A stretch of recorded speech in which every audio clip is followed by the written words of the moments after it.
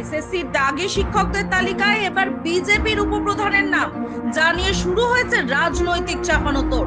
পূর্ব মেদিনীপুর জেলার ময়নার বিজেপি পরিচালিত গজিনা গ্রাম পঞ্চায়েতের উপপ্রধান সৌমেন কর অযোগ্যদের তালিকায় নাম রয়েছে 1485 নম্বরে।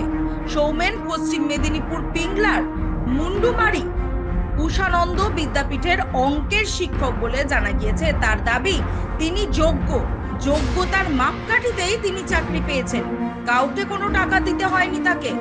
এই তালিকায় নাম নিয়ে এর বিরুদ্ধে হাইকোর্ট ও এসএসসির দ্বারস্থ হবে বলে জানিয়েছেন তিনি। তবে দলীয় উপপ্রধানের নাম অযোগ্যদের তালিকায় জড়িয়ে যাওয়ায় যথেষ্ট অস্বস্তিতে গেরুয়া শিবির।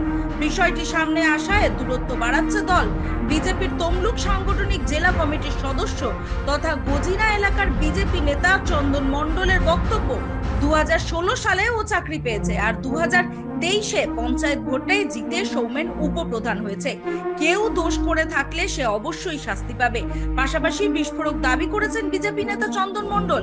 তার দাবি, এখনো চাকরি বিক্রির দালালরা ময়না এলাকায় ঘুরে বেড়াচ্ছে।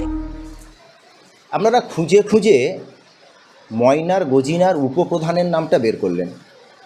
আপনাদের কাছে জানা আছে এই টোটাল অযোগ্যদের মাথাকে এবং এই অযোগ্যদের তালিকায় আজকে শিক্ষা ব্যবস্থা পুরো জেলে গেছে। শিক্ষা প্রতিমন্ত্রীর মেয়ে সহ শুরু করে কাউন্সিলর থেকে শুরু করে তৃণমূল কংগ্রেসের ছোট বুথের নেতা থেকে শুরু করে সবাই টাকার বিনিময়ে চাকরি করছে। আর আজকে যার কথা বলছেন না, তৃণমূল কংগ্রেসের থাকাকালীন আজকে তৃণমূল কংগ্রেসের নেতাদেরকে টাকা দিয়ে চাকরি পেয়েছিল। হ্যাঁ, 2023-এ ভারতীয় জনতা পার্টির টিকিটে জয়লাভ করে উপপ্রধান হয়েছে। তবে সেখানে ভারতীয় জনতা পার্টির কোনো সম্পর্ক নেই। তবে বর্তমানে প্রতিটি মানুষ আজকে নির্দিষ্ট পথে এগিয়ে যেতে চায়। আজকে এদেরকে এই পথে নিয়ে গেল কে? আজকে যারা টাকা ভোগ করে নিল তারা সবথেকে বড় চোর। আর কিছু শিক্ষককে দাগি অভিযোগ করা হচ্ছে, কিন্তু এই দাগির তালিকা এখনও অনেক বড়। আর সেই তালিকায় সম্পূর্ণভাবে তৃণমূল কংগ্রেসের নেতাদের বাড়ির ছেলেমেয়েরা যুক্ত আছে, সেটা আপনারা খুঁজুন। আজকে আমরা কোর্টেরও দ্বারস্থ হয়েছি। অ্যাকচুয়ালি পরীক্ষার যা পদ্ধতি ছিল, ফর্ম ফিল আপ থেকে শুরু করে আমাদের যা যা ক্রাইটেরিয়া ছিল সেগুলো সবই উত্তীর্ণ করেছি এবং তার ডকুমেন্টসও আমার কাছে রয়েছে।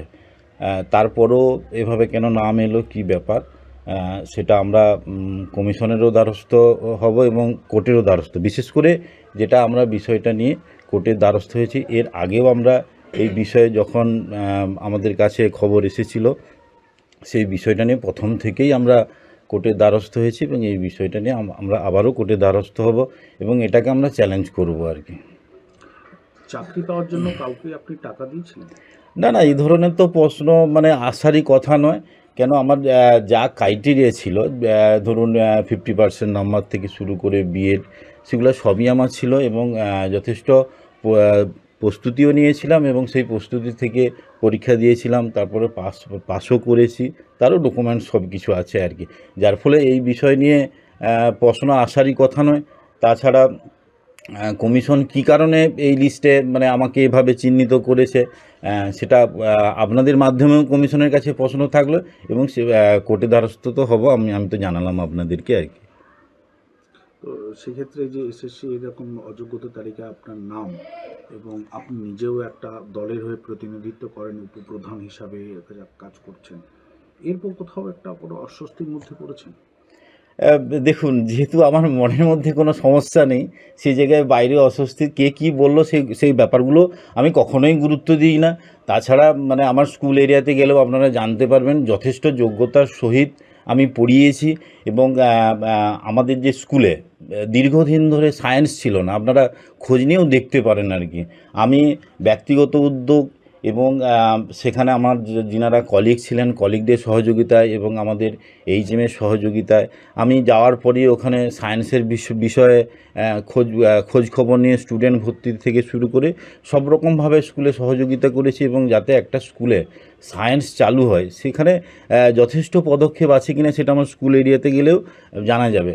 শুধু তাই নয়, আমি যখন স্কুলে যাই ছেলেমেয়েরা যাতে আমার স্কুল এরিয়াতে ম্যাথের একটু সমস্যা ছিল, পাশাপাশি টিউশন টানগুলোও ছিল না পাশাপাশি, এবং সেই জায়গাতে আমি স্কুলের ছেলেদেরকে কোনো পয়সা না নিয়ে, আপনারা ওখানে গেলে জানতে পারবেন আর কি, কোনো পয়সা না নিয়ে আমি ছেলেদেরকে এক্সট্রা টাইম করে দেখানো, এবং তারপরেও রেজাল্টও ভালো হয়েছে, আমাদের স্কুলে এইচএসের রেজাল্টও ভালো হয়েছে, খবর নিয়ে দেখতে পারেন।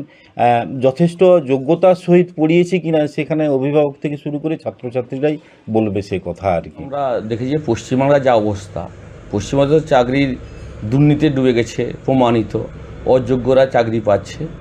তবে আমাদের গজিনা গ্রাম পঞ্চায়েতের উপপ্রধান সৌমেন কর 2016 সালের প্যানেলে চাকরি পেয়েছিল, তখনও আমাদের দলের সাথে কোনো যুক্ত ছিল না। সে বিষয়ে আমি সঠিকভাবে জানিনি, কেন তখন ওর সাথে আমার অত ঘনিষ্ঠ পরিচয় হয়নি। 2023 সালে পঞ্চায়েত নির্বাচনে কিছুদিন আগে থেকে আমরা যখন পঞ্চায়েতে প্রার্থী সিলেকশন করি, যেহেতু শিক্ষক আমরা জানি, শিক্ষক মহাশয় এবং এলাকার মানুষ চাইল, সেখান থেকে আমি অবশ্য ওকে এলাকার মানুষের সঙ্গে যোগাযোগ করে পঞ্চায়েতে প্রার্থী করা হয়। এবং আমাদের গ্রাম পঞ্চায়েতে যেহেতু মহিলা প্রধান, আমরা চাইছিলাম একজন শিক্ষক প্রধান থাকলে, আমাদের উপপ্রধান থাকলে ভালো, সেই কারণে উপপ্রধান বানানো হয়েছে ওনাকে। এতে দলের কিছু ভাবমূর্তি নষ্টের বিষয়ও নেই, আর আমাদের দলের এই বিষয়ে বিশেষ কিছু বলারও নেই, আর আমাদের সাংগঠনিক অবস্থা ময়নায় ভালো আছে। আমি প্রথমে বলবো যে আমাদের জেলায় দুর্নীতিগ্রস্ত নেতা ছিলেন শুভেন্দু অধিকারী এবং তার পরিবার। সেই জায়গা থেকে যারা শুভেন্দু অধিকারীর ঘনিষ্ঠ ছিলেন, তাদের পরিবার বিগত দিনে প্রাইমারি থেকে শুরু করে হাই স্কুল এবং Contai cooperative bank, Tamluk Ghatal bank, সব জায়গায় সমবায় ব্যাংক ক্ষেত্রেও দুর্নীতিরকে সামনে রেখে দুর্নীতির সহযোগিতা নিয়েই শুভেন্দু অধিকারী তাদেরকে বিভিন্ন ক্ষেত্রে চাকরি দিয়েছে। তার মধ্যে অভিজিৎ গাঙ্গুলির, যিনি নির্বাচন সফরসঙ্গী ছিলেন, তার স্ত্রী সর্বাণী মুখোপাধ্যায়, তিনিও 1408 নম্বর সিরিয়ালে তার নাম আছে। আবার 2020 সালের পর 2021 সালের বিধানসভা নির্বাচনের আগে আমাদের ময়না ব্লকের উপপ্রধান, গাজিনা গ্রাম পঞ্চায়েতের উপপ্রধান এবং মণ্ডলের সহসভাপতি, তিনি শুভেন্দু অধিকারীর হাত ধরে ভারতীয় জনতা পার্টিতে যোগদান করেছেন। তারও নাম আছে এই লিস্টে। এবং আপনি যদি প্রাথমিকেরও ক্ষেত্রে দেখেন, তার ড্রাইভারের স্ত্রী থেকে শুরু করে তার যারা আশেপাশে ঘুরতেন, তার পরিবারের সঙ্গে যারা কাজ করতেন, তার অফিসে যারা কাজ করতেন, তার যারা সিকিউরিটি গার্ডের কাজ করতেন, তারও স্ত্রীরা কন্টাই কোঅপারেটিভ ব্যাংক থেকে শুরু করে প্রাইমারি বিভিন্ন ক্ষেত্রে চাকরি পেয়েছে এবং সেটা দুর্নীতির সঙ্গে যুক্ত। তো এই দুর্নীতির বোঝা শুভেন্দু অধিকারী করে 2020 সালের 19শে ডিসেম্বর শুভেন্দু অধিকারী অমিত শাহর পা ধরে ভারতীয় জনতা পার্টিতে যোগদান করেছে। আর তার পাপের প্রায়শ্চিত্ত আমরা যারা আজকের দিনে তৃণমূল কংগ্রেসটা দাঁড়িয়ে করছি, মমতা ব্যানার্জি জিন্দাবাদ বলছি, আমাদেরকে তার পাপের প্রায়শ্চিত্ত করতে হয়েছে।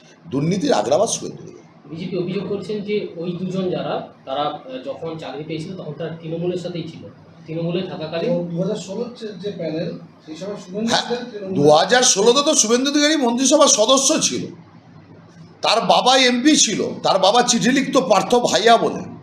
আর শুভেন্দু অধিকারী সাংবাদিকদের সামনে বলছে পার্থ চ্যাটার্জির সঙ্গে আমার বাক্যালাপ থাকতো না।